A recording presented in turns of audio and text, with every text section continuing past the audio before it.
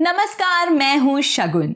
Study IQ के आकाशवाणी कार्यक्रम में आपका स्वागत है। शुरू करते हैं दिन भर की वे जरूरी खबरें जिनसे परीक्षा में सवाल पूछे जा सकते हैं। Freedom fighter Chandrashekhar Azad. उपराष्ट्रपति एम वेंकैया नायडू ने आज महान क्रांतिकारी और स्वतंत्रता सेनानी चंद्रशेखर आजाद को उनकी पुण्यतिथि पर याद किया। चंद्रशेखर आजाद का जन्म 23 जुलाई 1906 को आज के मध्य प्रदेश के अलीराजपुर जिले के भावरा गांव में हुआ था। गांधी जी से प्रभावित होकर आजाद उनके असहयोग आंदोलन में कूद गए। जल्दी ही आजाद क्रांतिकारियों के सहयोगी होकर हिंदुस्तान रिपब्लिक एसोसिएशन में शामिल हो गए थे। बिस्मिल के नेतृत्व में आजाद एक साहसी, आक्रामक अंदाज वाले, चतुर, जाबाज क्रांतिकारी साबित हुए। भारत के स्वतंत्रता संग्राम में चंद्रशेखर आजाद एक बहुत ही सम्मानीय नाम है।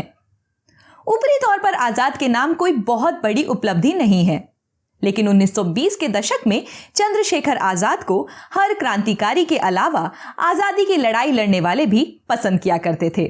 चाहे क्रांतिकारियों का प्रशिक्षण हो या फिर आजादी की लड़ाई के लिए धन की व्यवस्था करनी हो, आजाद सब में माहिर थे।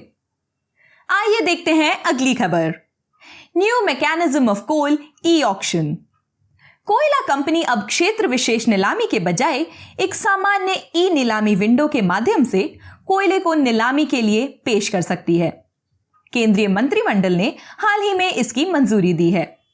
Cabinet committee on economic affairs यानी आर्थिक मामलों की कैबिनेट समिति ने इसकी भी मंजूरी दी है कि इस ई नीलामी में व्यापारी सहित सभी क्षेत्र जैसे बिजली क्षेत्र और गैर विनियत क्षेत्र भाग ले सकते हैं।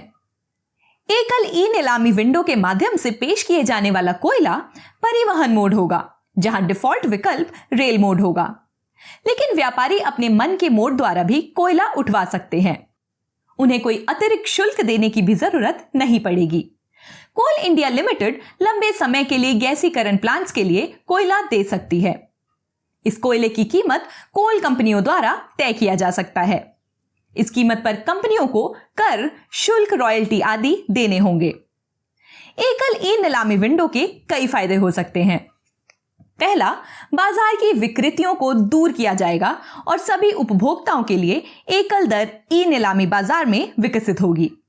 दूसरा, यह परिचालन क्षमता में वृद्धि करेगा।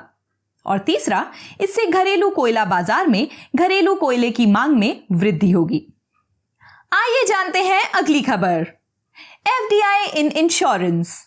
केंद्रीय मंत्रिमंडल ने वैश्विक निवेशकों को भारतीय जीवन बीमा निगम यानी एलआईसी के शेयरों की आरंभिक सार्वजनिक पेशकश में भाग लेने की अनुमति देने के लिए भारत की प्रत्यक्ष विदेशी निवेश यानी एफडीआई नीति में बदलाव को मंजूरी दी। आरंभिक सार्वजनिक पेशकश को इनिशियल पब्लिक ऑफरिंग और आईपीओ भी कहा जा सकता है। भारतीय जीवन बीमा निगम यानी एलआईसी के शेयरों की आईपीओ जल्द ही लॉन्च होने की उम्मीद है। विदेशी निवेशक अब ऑटोमेटिक रूट के तहत एलआईसी के शेयरों में 20% तक निवेश कर सकेंगे। आपको बता दें कि वर्तमान एफडीआई नीति के अनुसार सार्वजनिक क्षेत्र के बैंकों के लिए एफडीआई की सीमा सरकारी अनुमोदन मार्ग पर 20% है। इसलिए एलआईसी और ऐसे अन्य निगमित निकायों के लिए भी 20% तक विदेशी निवेश की अनुमति देने का निर्णय दिया गया है।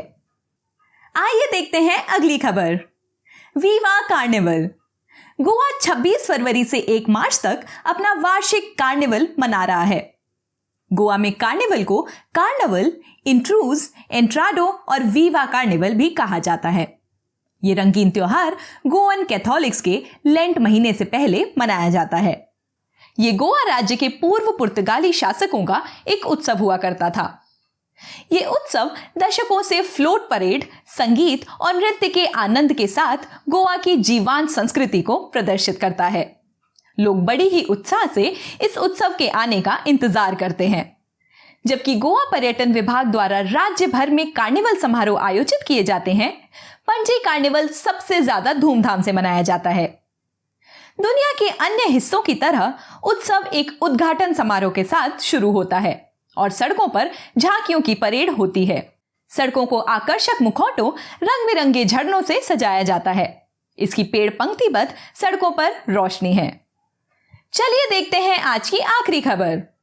Market infrastructure institution national stock exchange पर इस महीने की शुरुआत में अपने पूर्व एमडी और सीईओ चित्रा रामकृष्ण के कार्यकाल के दौरान की गई कार्यवाहियों से संबंधित शासन में ढिलाई के लिए जुर्माना लगाया गया था।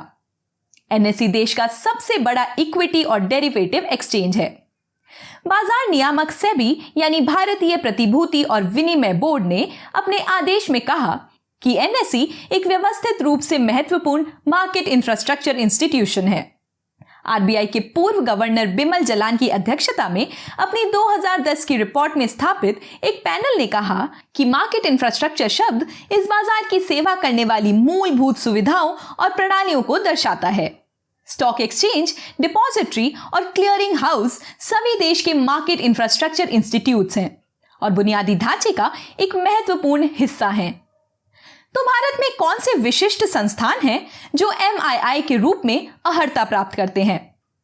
स्टॉक एक्सचेंजों में सेबी ने BSE, NSE, multi commodity exchange of India और metropolitan stock exchange of India सहित 7 को सूचीबद्ध किया है। इसके अलावा 2 डिपॉजिटरी हैं जिन्हें एमआईआई माना जाता है, जो है सेंट्रल डिपॉजिटरी सर्विसेज लिमिटेड और नेशनल सिक्योरिटीज डिपॉजिटरी लिमिटेड।